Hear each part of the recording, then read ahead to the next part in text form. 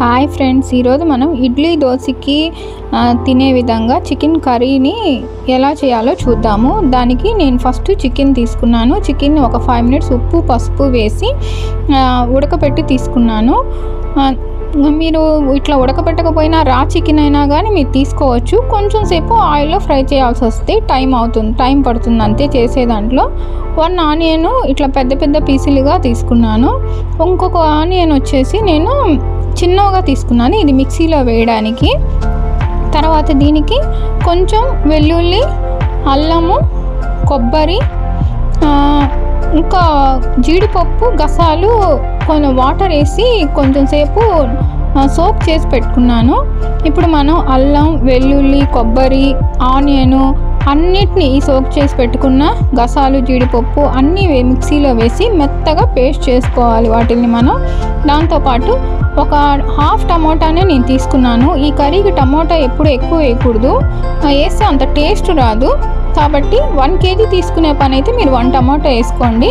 నేను half KG తీసుకున్నాను కాబట్టి హాఫ్ టమాటానే తీసుకున్నాను. ఇప్పుడు వీటన్నిటిని పేస్ట్ చేసుకొని కర్రీ ఏ విధంగా చేయాలో చూద్దాము. ఫస్ట్ ఒక మిక్సీ జార్లోకి నేను ఆనియను, అల్లం, వెల్లుల్లి, జీడిపప్పు గసాలు నానబెట్టుకున్నవి అన్నీ వేసుకున్నాను. దాంతోపాటు ఒక స్పూను సోంపు, 1 ఇంచు దాల్చిన చెక్క తీసుకున్నాను. వీటన్నిటిని వాటర్ వేసుకొని మెత్తగా పేస్ట్ రావాలి, కొంచెం సాఫ్ట్గా ఉండాలి పేస్ట్, ఆ విధంగా చేసుకోవాలి. ఇప్పుడు కుక్కర్ పెట్టుకొని ఆయిల్ వేసి ఆయిల్ హీట్ అయిన తర్వాత ఆవాలు, సోంపు వేసాను. ఆవాలు, సోంపు కొంచెం హీట్ అయిన తర్వాత దాల్చిన చెక్క కొంచెమే వేసాను, ఆల్రెడీ మిక్సీలో వేసున్నాను కాబట్టి. ఇప్పుడు దీంట్లోకి ఆనియన్స్ వేసుకున్నాను.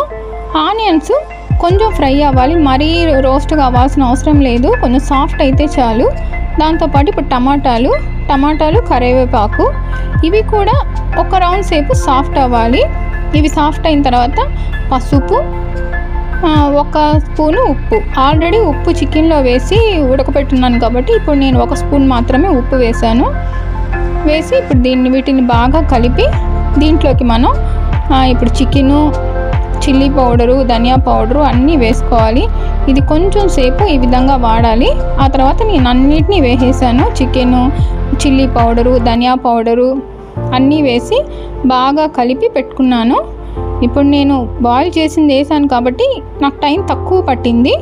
దీంట్లోకి పేస్ట్ చేసి పెట్టుకున్న మసాలాని కూడా వేసి బాగా కలిపి దీన్ని కొంచెం సేపు ఆయిల్లో పచ్చి వాసన పోయేదాకా మగ్గనివ్వాలి. తర్వాత దీంట్లోకి నేను ఇప్పుడు గరం మసాలా, హోమ్మేడ్ గరం మసాలా వేశాను. ఇది నా ఫ్లేవర్స్ బై నర్మదా అనే యూట్యూబ్ వీడియోస్లో షార్ట్స్లో ఉంది ఈ హోమ్మేడ్ గరం మసాలా.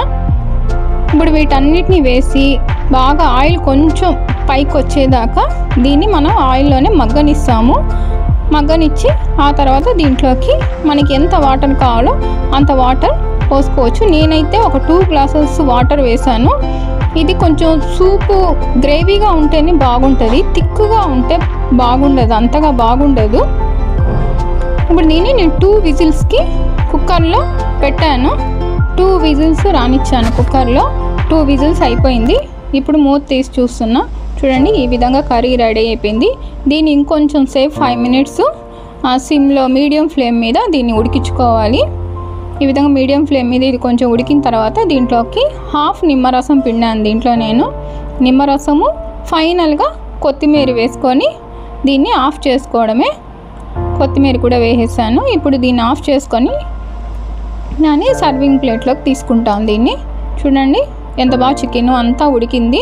గ్రేవీ కూడా ఈ కన్సిస్టెన్సీలో ఉంటే చాలా బాగుంటుంది చపాతీకి కానీ పూరీ కానీ. ఇప్పుడు ఇడ్లీలోకి, వేడివేడి ఇడ్లీలోకి చికెన్ కర్రీ సూప్ రెడీ అయిపోయింది. మీరు కూడా ఈ విధంగా నేను చెప్పిన ప్రాసెస్లో మీరు ఒకసారి ట్రై చేసి చూడండి. ప్రతిసారి మీరు అలాగే చేసుకోవాలనిపిస్తుంది. నా యూట్యూబ్ ఛానల్ చూస్తున్న మీరందరూ నా ఛానల్ని, నా వీడియోస్ అన్నీ నచ్చినట్లయితే సబ్స్క్రైబ్ చేయండి, లైక్ చేయండి, షేర్ చేయడం మర్చిపోవద్దు.